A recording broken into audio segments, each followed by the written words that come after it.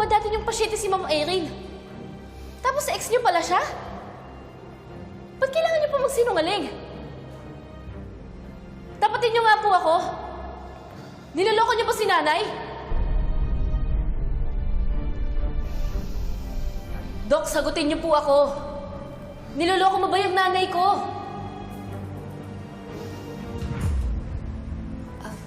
Annalyn, ano nangyayari dito? Nay, alam niyo po ba nagsisinungaling po sa atin si Doc Carlos? Di ba ang sabi niya po pasyente niya dati si Ma'am Irene? Yung pala ex niya. Anak, alam ko. Po?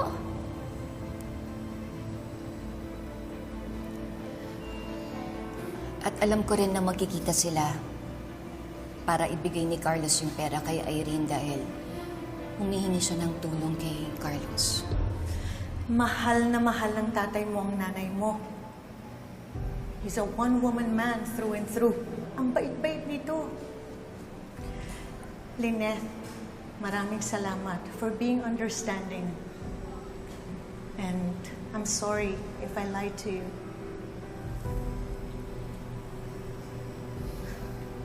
Sorry po, Doc. Annalyn, honestly, na-insulto ko sa mga sinabi mo.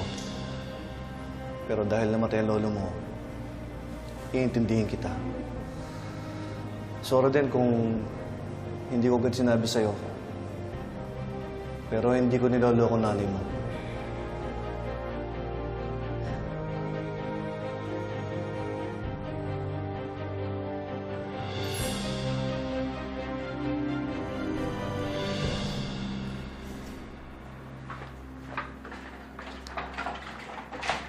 Bibilisan ko lang.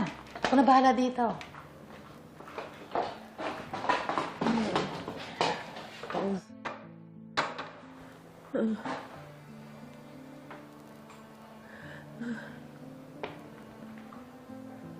Moira.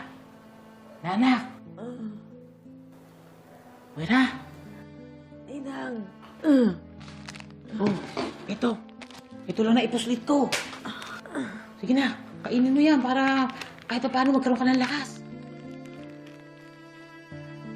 Uy, Moira. Lahat ng transaksyon ko sa'yo, nahaharang. Malakas ang sponsor ni Madam Lotus. Lintik talaga yan, Giselle Tanyag na yan. Hayop siya. Pero Ninang, may sponsor din ako.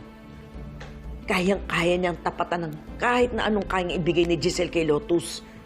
Sponsor? Sino yan? Hindi ko pwedeng sabihin sa'yo.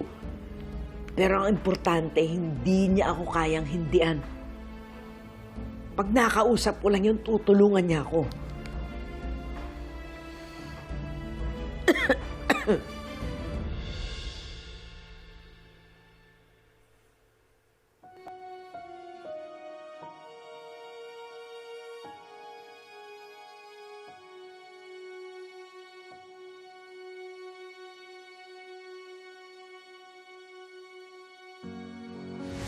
Uy, masayang masaya. Kinausap mo ako, Obeng. Miss kita, Tay.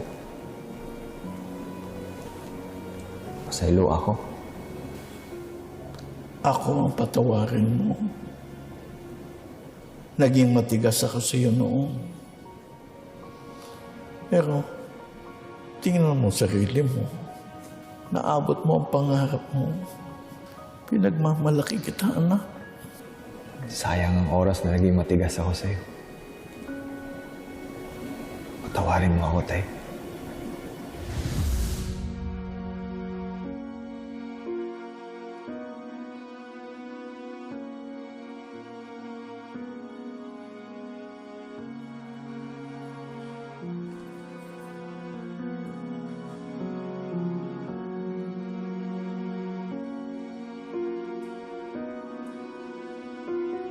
RJ.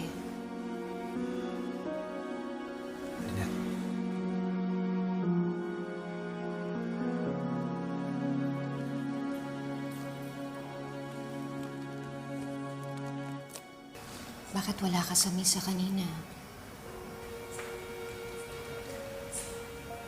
Nagigilty kasi ako.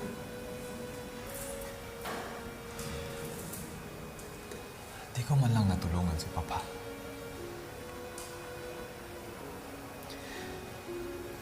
Umalis ako noon para sa pangarap ko. Naging doktor ako. Pero hindi ko man lang nagamot si Papa. Dahil wala akong maalala.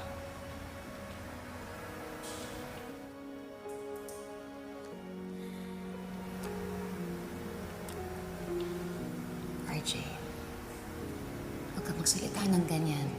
Huwag kang mag-guilty. Kasi wala ka naman kasalanan eh.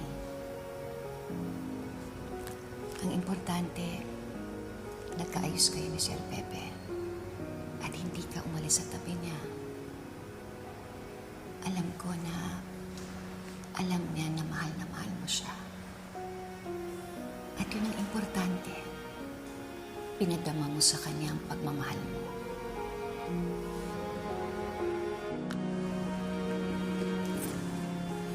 Sigurado ako, proud na proud siya sa'yo.